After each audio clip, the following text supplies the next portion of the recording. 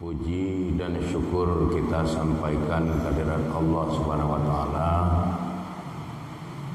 yang telah memberikan nikmat iman, nikmat Islam, nikmat kesehatan, nikmat kesempatan dan nikmat keterpanggilan hati kepada kita semua, sehingga alhamdulillah pada subuh hari ini kita dapat kembali hadir dalam rangka beribadah kepada Allah Subhanahu wa taala. Mudah-mudahan amal ibadah kita ini akan menjadi amal ibadah yang makbul, diterima di sisi Allah Subhanahu wa taala. Selanjutnya selawat beriring salam tidak henti-hentinya kita mohonkan kepada Allah Subhanahu wa taala agar tercurahkan kepada Rasulnya Nabi Muhammad sallallahu alaihi wasallam beserta keluarga, para sahabat dan semua pengikut beliau yang setia hingga tegaknya hari berbangkit kelak. Demikian juga untuk seluruh para tabi'in, tabi'in, atba' tabi'in, ulama-ulama mu'tabar dari kalangan mutaqaddimin dan juga ulama-ulama mu'tabar dari kalangan mutaakhirin ila yaumiddin. Materi pengajian kita pada subuh hari ini berkaitan dengan kematian yang indah.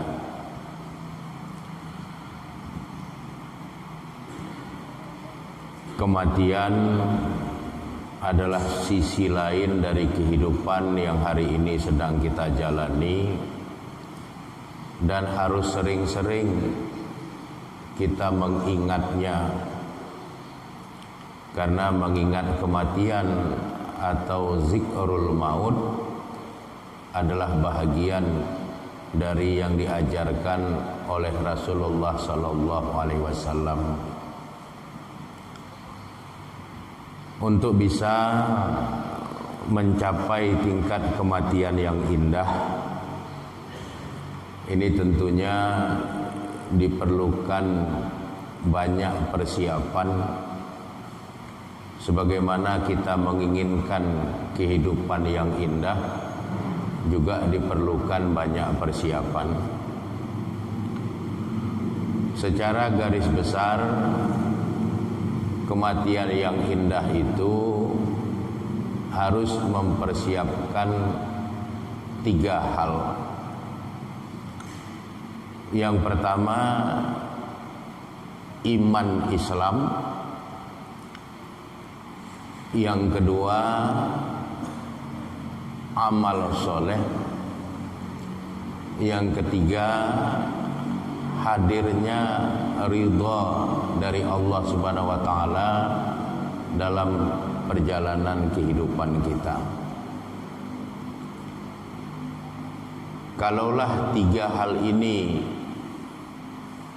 bisa kita capai secara baik dan benar, maka insyaallah kematian kita akan menjadi kematian yang indah, sebagaimana kehidupan kita adalah kehidupan yang indah.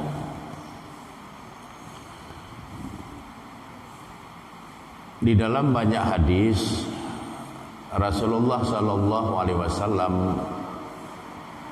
selalu mengingatkan kepada kita agar kita tidak melupakan doa, di mana di dalam doa kita itu kita bermohon kepada Allah agar akhir dari perjalanan kehidupan kita ini adalah akhir yang husnul khatimah. Allahumma tahtim alaina bi husnil khatimah wa la tahtim alaina bi su'il khatimah. Ya Allah, jika seandainya kami ingin diwafatkan, wafatkanlah kami dengan wafat yang baik. Jangan kami diwafatkan dengan wafat yang tidak baik. Para ulama ahli hadis menjelaskan doa Nabi ini, yang dimaksud dengan akhir hayat yang baik itu adalah akhir hayat yang tetap disertai oleh iman Islam, disertai oleh amal soleh, dan disertai oleh ridha dari Allah Subhanahu wa taala. Itulah husnul khatimah. Jadi husnul khatimah itu bukan cara kematiannya, tapi husnul khatimah itu adalah apa yang menyertai seorang hamba Allah pada saat dia menghadapi kematiannya. Karena kalau cara kematian itu menentukan husnul khatimah atau tidak, ini nanti ada dalam catatan sejarah. Kita melihat kematian-kematian yang tragis. 3 dari 4 khalifah di dalam Islam itu wafatnya terbunuh. Dimulai dari Sayyidina Umar bin Khattab, Sayyidina Utsman bin Affan, Sayyidina Ali bin Abi Thalib, ini wafatnya terbunuh. Oleh karenanya husnul khatimah atau su'ul khatimah bukan dilihat dari cara seorang hamba menghadapi kematian, melainkan dilihat dari apa yang menyertai seorang hamba pada waktu dia menghadapi kematiannya. Apakah kematiannya disertai oleh iman Islamnya? Apakah kematiannya disertai oleh amal soleh? Apakah kematiannya disertai dengan hadirnya ridha dari Allah Subhanahu wa taala atau tidak? Itulah ukuran husnul khatimah.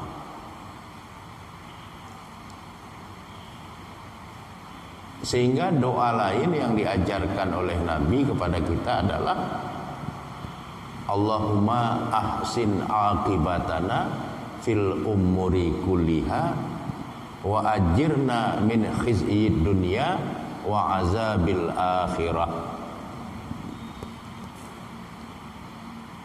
Ya Allah, jadikanlah akhir dari semua persoalan dalam kehidupan kami adalah kebaikan.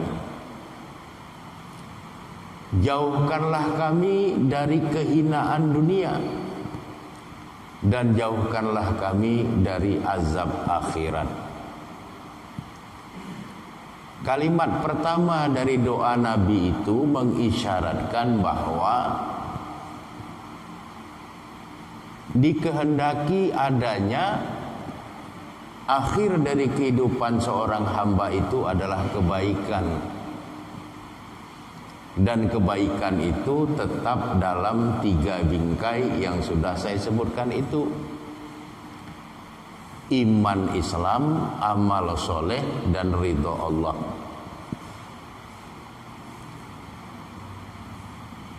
Bapak dan saudara-saudara sekalian, jamaah salat subuh rahimakumullah,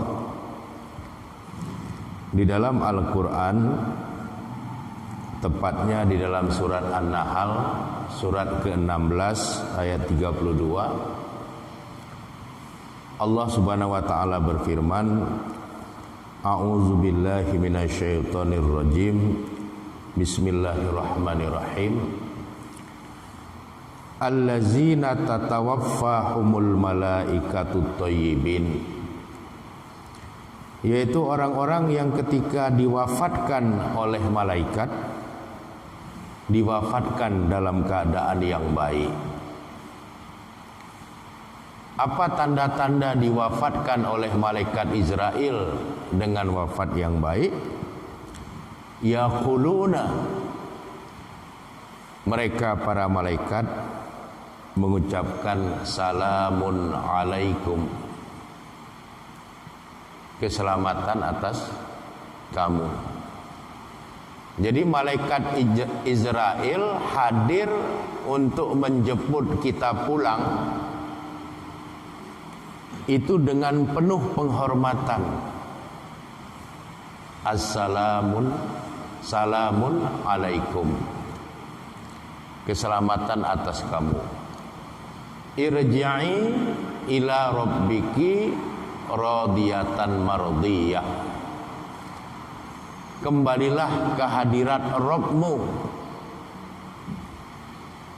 Irji'i ila rabbiki radiyatan mardiyah, dengan catatan dalam keadaan yang ridha dan diridhai.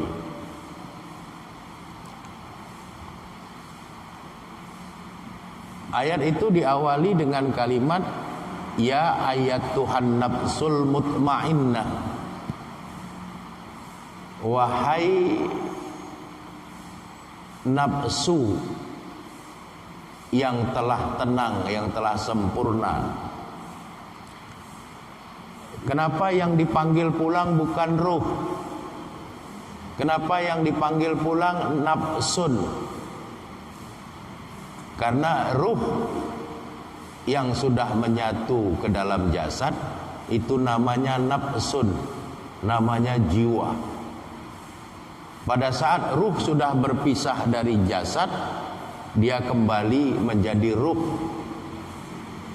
Makanya Allah memanggilnya dengan kalimat nafsun. Ya ayyatuhan nafsul mutmainnah, wahai jiwa yang sudah tenang, wahai jiwa yang sudah sempurna. Irji'i ila rabbik, kembalilah kepada Rabbmu radiyatan mardiyah, dalam keadaan ridha dan diridhai. Jadi ruh keluar dari jasad dengan rela, dengan ikhlas. Rabb Allah yang maha memeliharanya pun menerimanya dengan ikhlas untuk dia kembali kepadanya.